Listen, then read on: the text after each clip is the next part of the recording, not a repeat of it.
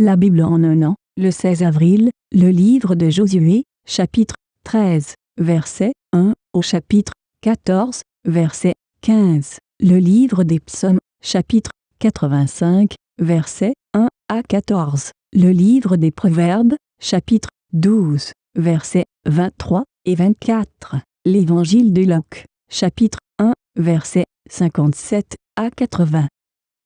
Le livre de Josué, chapitre 14.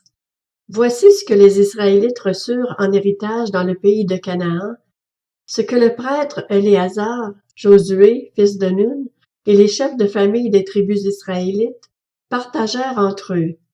Le partage eut lieu par tirage au sort, comme l'Éternel l'avait ordonné par l'intermédiaire de Moïse, pour les 9 tribus ennemies.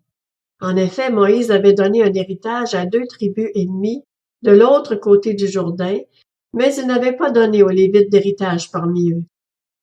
Les fils de Joseph formaient 2 tribus, Manassé et Éphraïm, et l'on ne donna pas de part aux Lévites dans le pays, si ce n'est des villes d'habitation avec leurs environs, pour leurs troupeaux et leurs biens. Les Israélites se conformèrent aux ordres que l'Éternel avait donnés à Moïse et partagèrent le pays. Les Judéens s'approchèrent de Josué à Gilgal. Caleb, fils de Jephuné le Kénizien, lui dit: « Tu sais ce que l'Éternel a déclaré à Moïse, homme de Dieu, à mon sujet et au tien, à Kadès-Barnéa.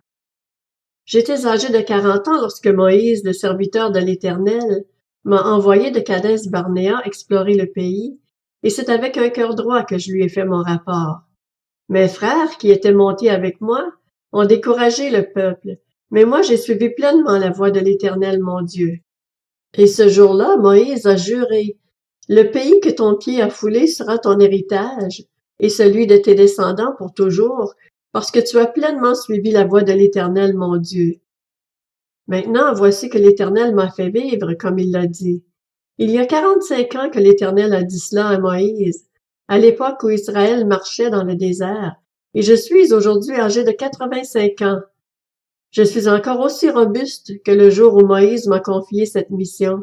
J'ai autant de force que j'en avais alors qu'il s'agisse de combattre ou de partir en campagne et en revenir. Donne-moi donc la région montagneuse dont l'Éternel a parlé à cette époque-là. Tu as appris alors qu'il s'y trouve des Anakim, et qu'il y a des villes grandes et fortifiées. Si l'Éternel est avec moi, je les chasserai comme il l'a dit. Josué bénit Caleb, fils de Jephuné, et lui donna Hébron pour héritage. C'est ainsi que Caleb, fils de Jephuné, le Kénizien, a eu jusqu'à aujourd'hui Hébron pour héritage, parce qu'il avait pleinement suivi la voie de l'Éternel, le Dieu d'Israël. Hébron s'appelait autrefois Kirjat Arba. Arba avait été l'homme le plus grand parmi les Anakim. Le pays fut dès lors en paix, sans guerre. Le livre des psaumes, chapitre 85. Au chef de cœur, psaume des descendants de Coré. Tu as été favorable à ton pays, Éternel, tu as rétabli Jacob. Tu as pardonné la faute de ton peuple, tu as couvert tous ses péchés. Tu as retiré toute ta fureur, tu as renoncé à ton ardente colère. Rétablis-nous, Dieu de notre salut, mets fin à ton indignation contre nous. Es-tu irrité contre nous pour toujours? Ta colère durera-t-elle de génération en génération? Ne veux-tu pas nous rendre la vie, afin que ton peuple se réjouisse en toi? Éternel, fais-nous voir ta bonté et accorde-nous ton salut.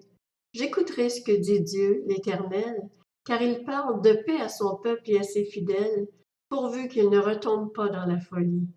Oui, son salut est près de ceux qui le craignent, et ainsi la gloire habitera notre pays. La bonté et la fidélité se rencontrent, la justice et la paix s'embrassent.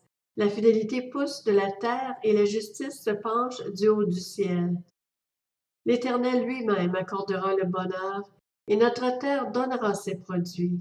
La justice marchera devant lui et tracera le chemin devant ses pas. Le livre des Proverbes, chapitre 12. L'homme prudent cache sa connaissance, tandis que le cœur des hommes stupides proclame leur folie. La main des personnes actives dominera, tandis que la main nonchalante sera astreinte à la corvée. L'Évangile de Luc, chapitre 1.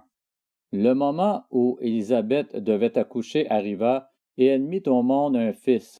Ses voisins et ses parents apprirent que le Seigneur avait fait preuve d'une grande bonté envers elle, et ils se réjouirent avec elle. Le 8e jour, ils vinrent pour circoncire l'enfant. Ils voulaient l'appeler Zacharie, d'après le nom de son père, mais sa mère prit la parole et dit non, il sera appelé Jean. Ils lui dirent, il n'y a dans ta parenté personne qui porte ce nom. Et ils firent des signes à son père pour savoir comment il voulait qu'on l'appelle. Zacharie demanda une tablette, et il écrivit, son nom est Jean. Tous furent dans l'étonnement. Immédiatement sa bouche s'ouvrit, sa langue se délia, et il parlait et bénissait Dieu. La crainte s'empara de tous les habitants des environs, et dans toute la région montagneuse de Judée, on s'entretenait de tous ces événements. Tous ceux qui les apprirent les gardèrent dans leur cœur et disaient, que sera donc cet enfant? Et en effet, la main du Seigneur était avec lui. Son père Zacharie fut rempli du Saint-Esprit et prophétisa en ces termes. Béni soit le Seigneur, le Dieu d'Israël, parce qu'il a visité et racheté son peuple. Il nous a donné un puissant sauveur dans la famille de son serviteur David. C'est ce qu'il avait annoncé par la bouche de ses saints prophètes des temps anciens. Un sauveur qui nous délivre de nos ennemis et de la domination de tous ceux qui nous détestent. Ainsi il manifeste sa bonté envers nos ancêtres et se souvint de sa sainte alliance, conformément au serment qu'il avait fait à Abraham, notre ancêtre. Il avait juré qu'après nous avoir délivrés de nos ennemis, il nous accorderait de le servir sans crainte, en marchant devant lui dans la sainteté et dans la justice tous les jours de notre vie. Et toi, petit enfant, tu seras appelé prophète du Très-Haut, car tu marcheras sous le regard du Seigneur pour préparer ses chemins et pour donner à son peuple la connaissance du salut pour le pardon de ses péchés, à cause de la profonde bonté de notre Dieu. Grâce à elle, le soleil levant nous a visités d'en haut pour éclairer ceux qui sont assis dans les ténèbres et dans l'ombre de la mort, pour diriger nos pas sur le chemin de la paix. L'enfant grandissait et se fortifiait en esprit.